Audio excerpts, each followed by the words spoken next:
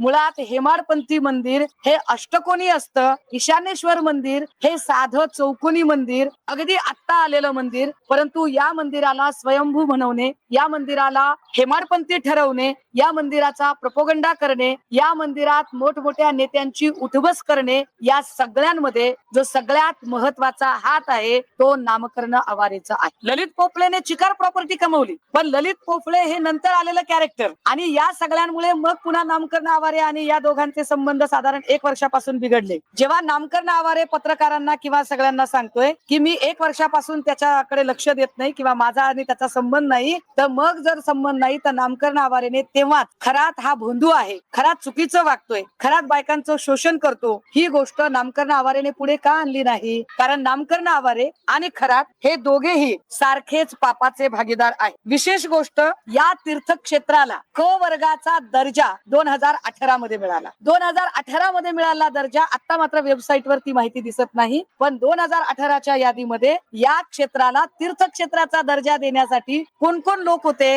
हे सुद्धा एकदा बघितलं गेलं पाहिजे. सिन्नर, जे मी स्टाईल्सची जी सगळी माहिती सांगते त्याच्यानंतर, या खराचं आजही म्हणजे खराची जागा आणि आवारेचं दुकान अशी परिस्थिती आहे. सिन्नर गावातलं हार्डवेअरचं दुकान आजही आवारेचं दुकान आहे आणि खराच्या जागेत आहे. दोघांचे फायनान्शियल आताही एकत्र संबंध आहेत. या 31 मार्च 2018 हा क वर्गाचा दर्जा आहे, हे मी विसरून जाईल. आणि हा कुणाच्या काळात झालेला आहे तर 2018 साली महाराष्ट्राचे पर्यटन मंत्री जयकुमार रावल होते. जयकुमार रावल यांच्या कार्यकाळामध्ये 31 मार्च 2018 या मंदिराला क वर्गाचा पर्यटन दर्जा मिळालेला आहे. ह्या सगळ्यांमध्ये आवारे प्रत्येकाला अप्रोच करत होता. आवारेच्या नंतर आवारेला साथीदार मिळाल्या त्या रुपाली चाकणकर. चाकणकर सुद्धा या प्रत्येक नेत्यांना अप्रोच करण्यामध्ये त्यांचा हिरिरीचा सहभाग होता. हे अनेक फोटोंनी सिद्ध झालं. दीपक आबा साळुंके जे सांगोल्याचे आहेत, या दीपक आबांचे सुद्धा आर्थिक व्यवहार खरात सोबतचे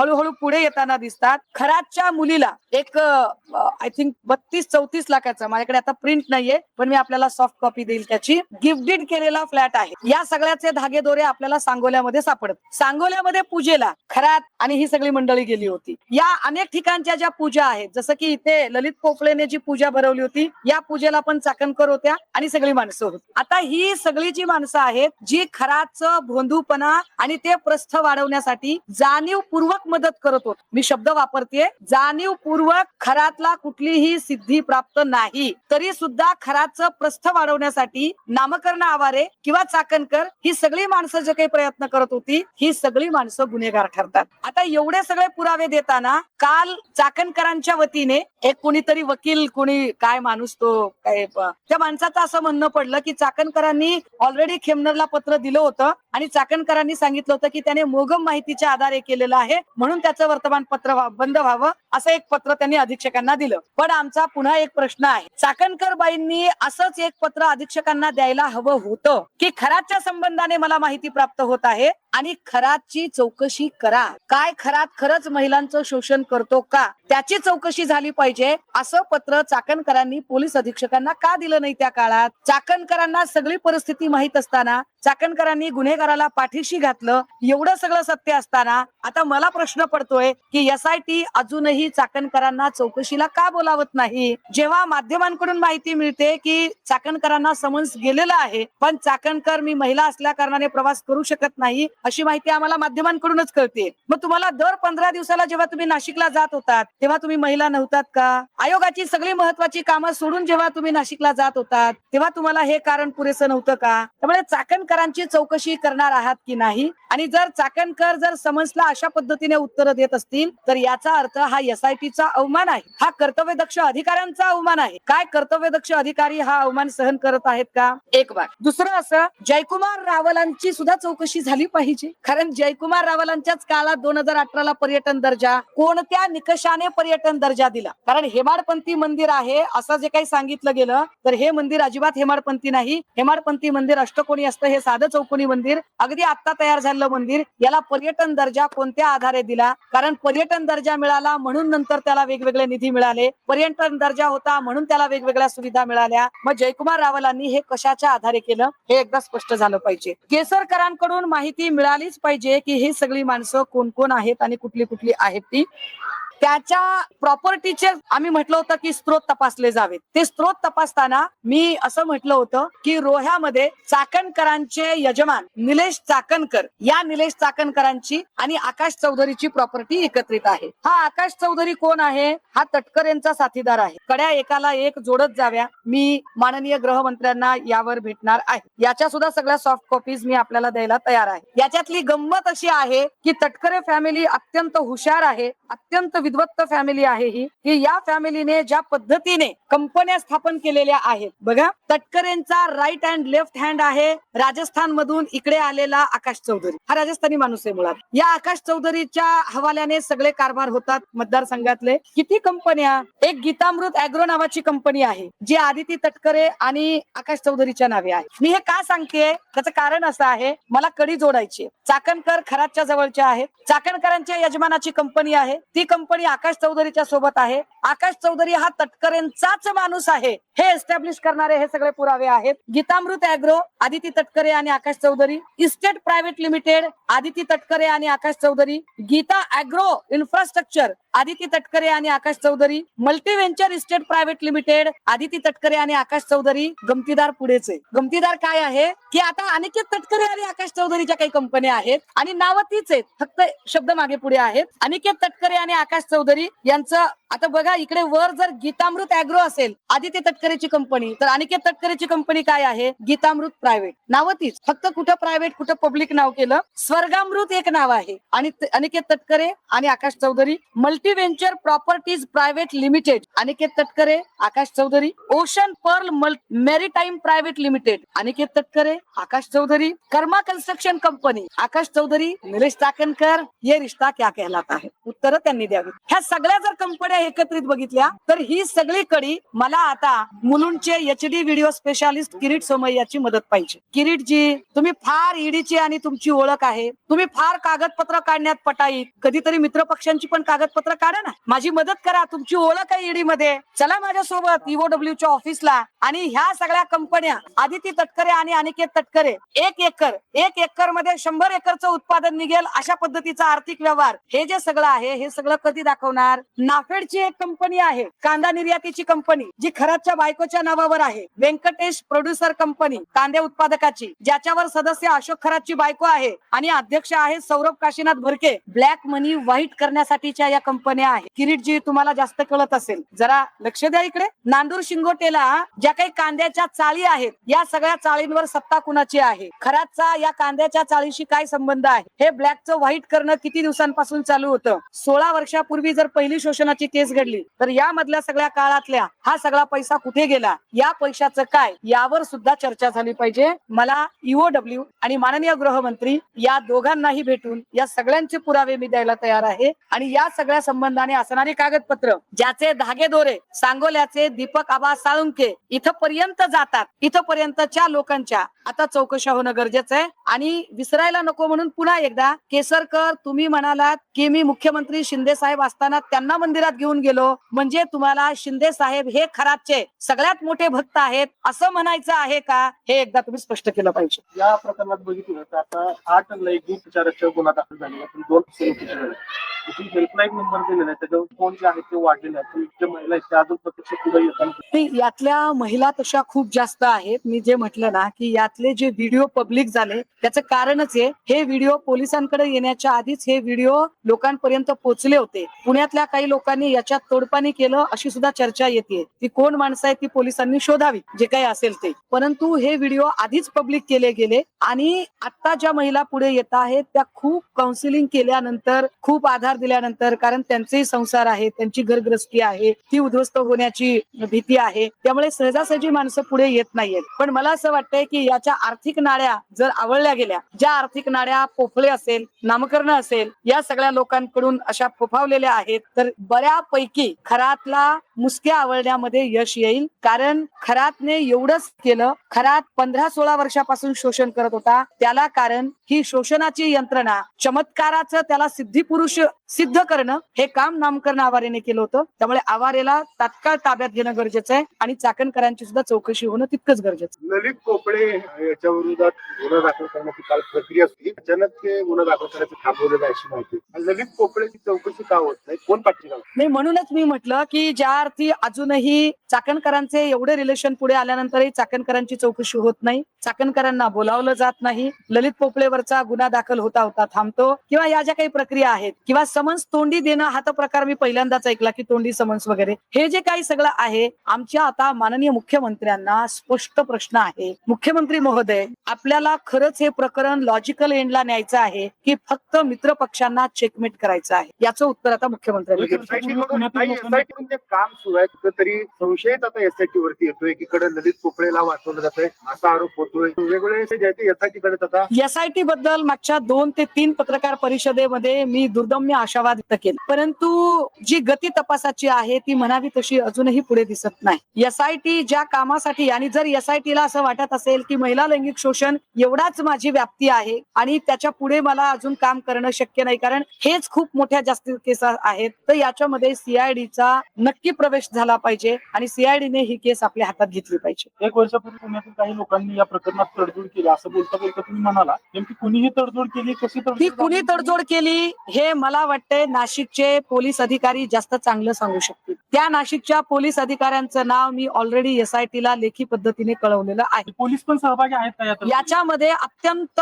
वरिष्ठ स्तरावरचे पोलीस अधिकारी सहभागी आहेत. वरिष्ठ स्तरावरच्या पोलीस अधिकाऱ्याकडे 2 वर्षापूर्वी प्रकरण गेलं होतं. त्यांनी या प्रकरणावर एफआयआर करण्याच्या ऐवजी हे प्रकरण काउन्सिलिंग साठी आयोगाकडे पाठवलं, पण आयोगाकडून एका मध्यस्थाच्या मार्फत हे प्रकरण रफादफा करायचा प्रयत्न झाला, अशी जी प्राथमिक माहिती मिळते ती सगळी माहिती आम्ही पुन्हा पुन्हा एसआयटीला म्हणतोय की क्रॉस चेक करा, तपासून घ्या, ते तोडपाणी करणारे कोण होते ते सुद्धा तपासून घ्या तुम्ही, आणि या सगळ्यांवरती जरा तपास वेगात होऊ देत. कारण अजूनही चाकणकरां ज्या पद्धतीने म्हणजे त्या पोलिसांच्या समोर हजर झाल्या नाहीत की पोलिसांनी त्यांना बोलावलं नाही, ही गोष्ट जे गौडबंगाल आहे ते अजूनही आम्हाला कळलेलं नाही. अशोक खरात प्रकरणात नवनवीन माहिती मिळते. आता एसआयटीच्या रडावर काही नामांकित डॉक्टर आहेत. डॉक्टरांच्या सल्ल्याने अशोक खरात महिलांना गर्भधारणा होऊ नये म्हणून गोळ्या देत असल्याचे एसआयटीच्या तपासात आता समोर आलंय. मी म्हटलं ना की या सगळ्या प्रकरणामध्ये पोलीस अधिकारी आहेत, या प्रकरणामध्ये राजकीय नेते आहेत, शासकीय अधिकारी कर्मचारी आहेत. हा जो भांडे नावाचा जो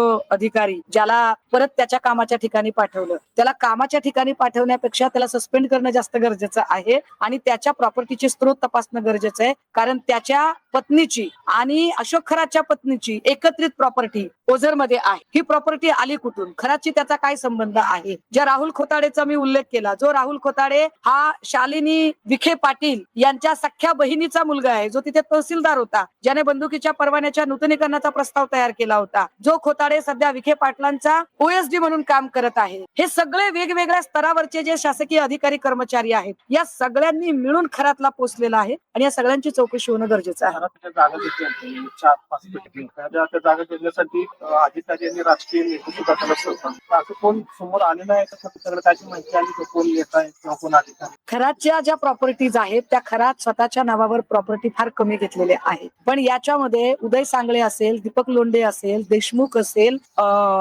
अजून काही नावं आहेत की ज्या नावांच्या सोबत या प्रॉपर्टीज आहेत. त्या प्रॉपर्टीचे दस्त नक्की माझ्याकडे आहेत, ते दस्त मी आपल्याला द्यायला तयार आहे, कारण ही सगळीच्या सगळी माणसं खरातच्या जवळची माणसं आहेत आणि मला वाटतं यातल्या काही लोकांना आता पोलिसांनी ताब्यात सुद्धा घेतलेलं आहे, पण तरी सुद्धा काही लोकांची चौकशी होणं अजूनही बाकी आहे. सृष्टी खरातला ज्या गिफ्ट डीड आल्या, सृष्टी खरात म्हणजे अशोक खरातांची मुलगी, या सृष्टी खरातला ज्या गिफ्ट डीड आलेल्या आहेत, या गिफ्ट डीड कुणाकुणाकडून आल्या आणि त्या कोणत्या कारणामुळे गिफ्ट डीड केल्या त्याची सुद्धा चौकशी झाली पाहिजे. कारण हा गिफ्ट डीड करण्याचं कारण काय, का बक्षीसपत्र केली तिच्या नावाने? 30-30, 40-40 लाखाची, 60-60 लाखाची प्रॉपर्टी असंच कुणी कुणाला गिफ्ट डीड करू शकत नाही. त्यामुळे ह्या कुठल्या राजकीय नेत्यांच्या सांगण्यावरून झाल्या का, अधिकाऱ्यांच्या सांगण्यावरून झाल्या का, हे सुद्धा पुढे आलं पाहिजे. या सगळ्या संबंधाने मला आश्चर्य वाटते, एरवी आपल्याकडे जरा काही झालं की लोक मेणबत्त्या घेऊन रस्त्यावर उतरतात, महाराष्ट्रात कोणीच याच्यावरती काहीच बोलत नाही. हे फार कमालीचं आहे. कोण म्हणजे कुणी कुणी हात ओले करून घेतलेत आणि कोण कोण या सगळ्या याच्यामध्ये सहभागी आहे, ह्या सगळ्याच गोष्टी आता पुढे आल्या पाहिजे. काही जर बघितलं तर एक पत्रिका देखील समोर होती, अर्थातच खरातच्या मुली. त्यामध्ये जर प्रमुख पाहुणे बघितलं तर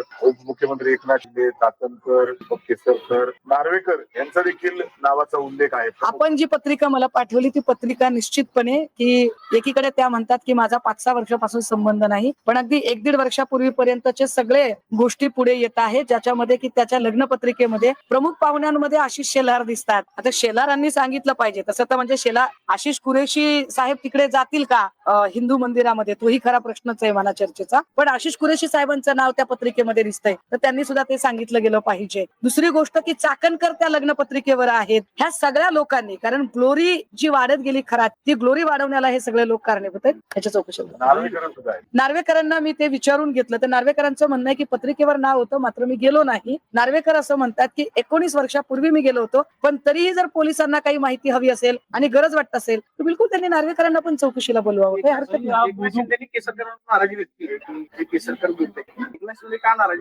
नाही, मी तर म्हटलं ना की केसरकर जे काही बोलले, केसरकरांना हे सुचवायचं होतं का की अहो मी तर फक्त मीडिएटर आहे, परंतु खरातांचे परमभक्त एकनाथ शिंदे आहेत हे उजेडात आणण्यासाठी जाणीवपूर्वक केसरकर बोलले आहेत का? केसरकर ठरवून एकनाथ शिंदेना खरातांचा सगळ्यात मोठा वरदहस्त असणारा नेता हे सांगू पाहतायत का? हे आता केसरकरांनी स्पष्ट केलं पाहिजे. बळीचा बकरा केला जातो असे त्यांनी शब्द वापरले. कोण बळीचा बकरा करतय? त्यांना काय संबंध आहे बळीचा बकरा करण्याचं? इकडे काहीतरी मला वाटतंय त्या गोरेबाई पण म्हणाल्या की मला विनाकारण मध्ये आणलं जाते. कुठल्या खात्याच्या मंत्री त्यांना होणार होत्या? कुठला आत्मविश्वास होता त्यांना की मी मंत्री होणारच होते? तुम्हाला काय सटरफटर खात्याचं मंत्रीपद मिळणार होतं काय? कशामुळे मंत्रीपद देतील त्यांना? अख्खी पुण्याची शिवसेना ज्यांनी विकून खाल्ली त्यांना का लोक मंत्री करतील? पण असो, मला हा विषय याच्यावरचा फोकस हलवायचा नाही. हा बोधू बाबा डोर टू डोर व्हिजिटला जायचा आणि डोर टू डोर व्हिजिट साठी 5 लाख रुपये घ्यायचा ताई, आणि अमावस्या आणि पौर्णिमाला मोठे उद्योगपती बड्या महागड्या गाड्या त्याला सोबत घेऊन जायसाठी यायचे. तुम्ही नुसत्या गाड्या म्हणताय. हेमंत गोडसे लोकसभेच्या वेळेला हेमंत गोडसेंना उमेदवारी मिळत नव्हती. हेमंत गोडसेंनी आपल्याला उमेदवारी मिळावी म्हणून खरातला प्रायव्हेट चार्टरने अमित शहा यांच्याकडे घेऊन गेलेला आहे आणि त्याचे सगळे ती माहिती आता पुढे येत आहे. त्यामुळे जे केसरकर जे म्हणतायत की अनेक लोक होते, तर केसरकरांना स्वतःच्याच पक्षातल्या अनेक लोकांना केसरकरांनीच आता स्वतःहून रडारवर आणलेलं आहे. कारण केसरकर म्हटल्यानंतरच आम्ही त्या दिशेने जरा माहिती घेण्याचा प्रयत्न केला. ज्या माहितीत आम्हाला असं कळलं की जो अमित शहा आणि खरात याचा जो फोटो दिसत आहे हा फोटो त्याच वेळचा आहे जेव्हा हेमंत गोडसेने खरातांना तिकडे नेलेलं होतं. शिक्षण क्षेत्रात देखील याचा दबदबा होता का अशी एक चर्चा सुरू आहे. शालार्थ आयडी घोटाळ्याचा जो विषय आहे त्या मंत्री असताना त्याच्या खरातच्या भावाला शालार्थ आयडी मिळालेला आहे. एक्झॅक्टली शालार्थ आयडी घोटाळ्याचा जो विषय आहे या विषयाशी संबंधित इव्हन दो अनेक शाळा ज्यांची पटसंख्या कमी झाली आहे पण मान्यता रद्द होईल का अशी भीती आहे, अशा शाळा वाचवण्यासाठी सुद्धा अनेक संस्था चालक खरातच्या माध्यमातून केसरकरच्या संपर्कात येत होते अशी माहिती पुढे येते. त्यामुळे त्या सगळे संस्था चालक, त्या सगळ्या शाळा यांची सुद्धा चौकशी नक्की झाली पाहिजे. शालार्थ आयडी घोटाळ्यात खरातच्या सख्या भावाला जो शालार्थ आयडी मिळाला तो कसा मिळाला, कोणत्या आधारावर मिळाला याची सुद्धा चौकशी झाली पाहिजे. ताई, सातारा जिल्हा परिषदेच्या अध्यक्ष निवडीवेळी जो काही राडा झाला होता त्याच्यानंतर विधानसभेत त्याचे पडसाद उमटल्याचं आपल्याला पाहायला मिळत होतं. आता एकनाथ शिंदेना कुठेतरी थोडस नाराजी दूर करण्यासाठी तुषार दोशींना सक्तीच्या रजेवर पाठवले, तर दुसरीकडे मुंबईच्या आयुक्तपदी भिडेंना बसवण्याचं काळ सुरू झालंय. असं मुळात तुषार दोशीच्या निलंबनाचा जो आदेश काढला तो आदेशच इतका चुकीच्या पद्धतीने निघालेला आहे. नीलम गोरे स्वतःला कितीही विद्वान समजत असल्या तरी जी गोष्ट आपल्या अधिकार क्षेत्रात नाही त्या गोष्टीवर त्यांनी ती कृती करायचा प्रयत्न केला. तुषार दोशींचं निलंबनच करायचं होतं तर ते निलंबन फलटण संपदा मुंडे प्रकरणामध्ये ज्या पद्धतीने त्यांनी चाकणकरांना बोलायची संधी दिली, प्रेस घ्यायची संधी दिली, तिथेच दोषी चुकलेले होते आणि तिथेच दोषींना बिलकुल त्यावेळेला त्यांचं निलंबन करता येऊ शकत होतं. किंवा जिथे तुषार दोशींनी सातारा प्रकरणामध्ये तो प्रकाश शिंदे या शिंदेचा भाऊ नाही अशी तद्दन चुकीची माहिती देण्याचा प्रयत्न केला, तेव्हा सुद्धा तुषार दोशींची कार्यपद्धती ही बिलकुल पक्षपाती आहे हे स्पष्ट झालं होतं. परंतु नीलम गोरेंनी याच्यातल्या एकाही गोष्टीवर कॉग्निझन्स घेतला नाही. आता विधान परिषदेत वर्णी लागण्यासाठी, स्वपक्षीय नेत्यांना खुश करण्यासाठी म्हणून त्यांनी निलंबनाचा आदेश देणं हे अतिशय चुकीचं होतं. या सगळ्यांच्या मध्ये आता तुषार दोशीला सक्तीच्या रजेवर पाठवणं आणि भिडेंची आयुक्तपदी नियुक्ती करणं याच्यात मी वेगळं सांगायची काय गरज आहे. सूर्यप्रकाश इतकं स्वच्छ आहे की मुख्यमंत्री मित्र पक्षाला व्यवस्थित सेट करत आहेत. निलम गोरे काल असं म्हणूया की माझ्या निरोपाच्या शेवटच्या भाषणामध्ये मुख्यमंत्र्यांनी माझा गौरव केला, एकनाथ शिंदेनी गौरव केला म्हणून काही जणांच्या पोटात दिसतोय आणि महापालिकेमध्ये काही यश मिळालं नाही म्हणून तर हे एडिशन करत नाही. म्हणजे स्वतःच्या पक्षामधल्या काही नेत्यांवरती त्यांनी अंकुश पाहायला मिळालं. निलम गोरेंचं हे सगळं प्रकरण जे आहे किंवा निलम गोरे गेलेल्या होत्या हे सगळं नक्की कसं बाहेर? निलम गोरे या प्रचंड कर्मकांड करणाऱ्या आहेत हे वेगळं सांगायची गरज नाही. निलम गोरे काल जे म्हणाल्या की आम्ही फार महिलांच्यासाठी काम करते, कोणतं काम केलं? खराच्या प्रकरणात निलम गोरेंनी किती पत्रकार परिषदा घेतल्या? मणिपूरच्या प्रकरणात निलम गोरे कुठे होत्या? बदलापूरचं प्रकरण झालं तेव्हा निलम गोरेंची भूमिका काय होती? परभणी पाथरी मधल्या सोनपेठमध्ये एका छोट्या बालिकेवर अत्याचार झाला, त्यावर नीलम गोरेंची भूमिका काय होती? सासपडेमध्ये जे मुलीच्या बाबत झालं त्यावर नीलम गोरेंची भूमिका काय होती? त्यामुळे नीलम गोरेंनी उगाच मोठ्या मोठ्या गप्पा मारू नयेत. नीलम गोरे असं जर म्हणत असतील की महापालिकेत यश नाही मिळालं म्हणून, तर नीलम गोरेंचा आक्षेप कुणावर आहे? दंगेकरांवर की नाना भांगिरेवर? कुणाबद्दल त्या सांगू इच्छित आहेत? मुळात नीलम गोरेंच्या हातात या पुण्याची सत्ता मत्ता शिवसेनेने कायम दिली, पण नीलम गोरेंनी शिवसेनेशी प्रतारणा केली, शिवसेनेची बैमानी केली आणि ही इथली सगळी शिवसेना ही बापट सेना करून टाकली. हे एकदा त्यांनी जाहीरपणे याच्यावर बोलावं ना. ताई, अशोक खरातचं प्रकरण बाहेर आल्यानंतर पुण्यातून एक प्रकरण बाहेर आलं होतं. ऋषिकेश वैद्य नावाचा आरोपी आहे, पुण्यातील 35 वर्षीय महिलेवर अत्याचार केला. त्यांनी काल कोर्टाला अर्ज केला होता. कोर्टाने तो फेटाळला की पूजेचं साहित्य मागतो, कोठडीत पूजा करायची. हा सगळा भामटेपणा आहे. वैद्य असेल की अजून कोणी असेल, जो न्याय खरा त्याला लागतो तोच न्याय वैद्यला सुद्धा लागला पाहिजे. तुम्ही म्हणाले की महाराष्ट्रात काही कॅन्डल मोर्चे निघत नाहीत, महिलांची काम करत. विरोधी पक्ष म्हणून ते काढणार आहात का?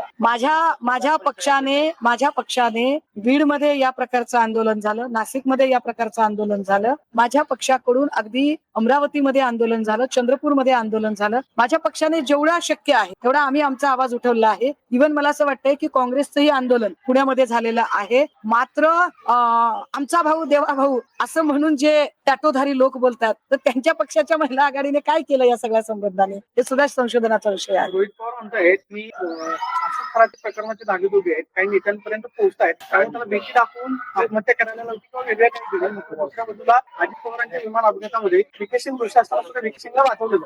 अक्षय शिंदेचं एन्काउंटर झालं त्यावेळेलाही आम्ही हेच म्हटलं होतं की अक्षय शिंदेकडून खूप सारी सत्य बाहेर येता राहिली. आपटेच्या संस्थेत काय होत होतं आणि काय नाही, ही सगळी सत्य अक्षय शिंदेच्या सोबत संपली. आता खरातकडून सुद्धा जे अनेक सत्य पुढे येणं बाकी आहे, ती सत्य यावी, ती सत्य दडवण्यासाठी कुणीही खराचा घातपात होता कामा नये, ही काळजी नक्की घेतली जावी असं मला वाटतंय. आणि या सगळ्या संबंधाने जी FIR आता 00 अंतर्गत इकडे येईल, या FIR वर आवश्यक ती सगळी, कारण खरातवरचा फोकस किती आता खरात प्रकरणावर फोकस असला तरी दादांच्या अपघाताची फाईल मात्र क्लोज होता कामा नये. दादांचा अपघात घातपात आहे की काय याची चौकशी झालीच पाहिजे. ओके.